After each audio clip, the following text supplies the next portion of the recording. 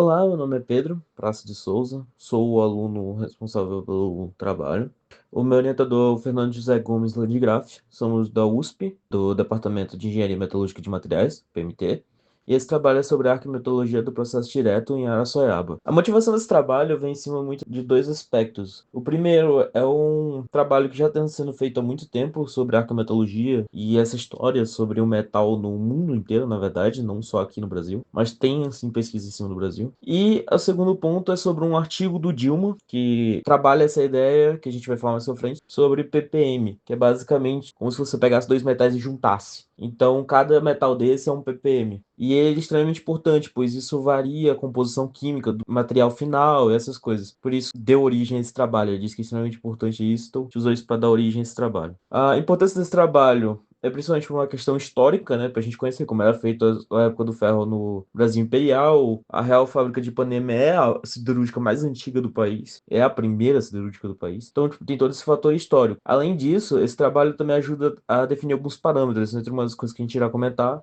seria a ideia de você conseguir identificar o processo do metal, sendo ele direto ou indireto. No caso, para quem não sabe a diferença do direto para o indireto, seria, no caso, o uso ou não do alto forno. Antigamente se usava fornos pequenos e hoje em dia se usa alto forno. E cada um deles se tem essa classificação. Se usa uma classificação dessa. Então, para isso, a gente vai usar tipo o tânio e vanádio, que foi uma das maneiras que a gente achou de fazer essa classificação. Já existem outras formas, só que o titânio e vanádio é mais uma confirmação, já que nada te dá uma 100% de certeza, é só uma confirmação sobre algum assunto, então não é uma certeza absoluta. E ter mais o titânio e vanádio que faz essa confirmação ajuda, porque isso garante mais certeza na informação. O objetivo é mapear as distribuições de inclusão na escória, classificar o objeto como processo direto ou indireto, e a verificação de caldeamento do ppm, né? E o ppm nas amostras encontradas, como já explicado anteriormente. Na parte de mapear a distribuição das inclusões score é para poder fazer as duas de baixo. A metodologia que a gente usou foi pegar alguns objetos feitos em Ipanema, alguns que a gente achou coletor lá e outros que foram coletados em objetos que classificados como feitos em Ipanema, como por exemplo o canhão, que fica em Araçoiaba. Essas amostras são preparadas, lixadas e polidas. A gente levou isso para o microscópio óptico e para o MEV, depois a gente fez um ataque químico com 2% de nital e repetiu a ideia do microscópio óptico e para o MEV para poder fazer os mosaicos e toda a análise. Aí de resultado, a gente tem esses resultados que vocês podem ver nas fotos, que são os quatro mosaicos. Eu resumi a foto para ficar pequeno, porque senão não ia caber tudo, mas tá os quatro mosaicos aí. E do lado a gente tem um gráfico feito com base num artigo do Dilma, que dá para classificar o processo como direto ou direto pelos óxidos em relação ao fósforo. E nesses óxidos a gente também inclui a presença de titânio e vanádio.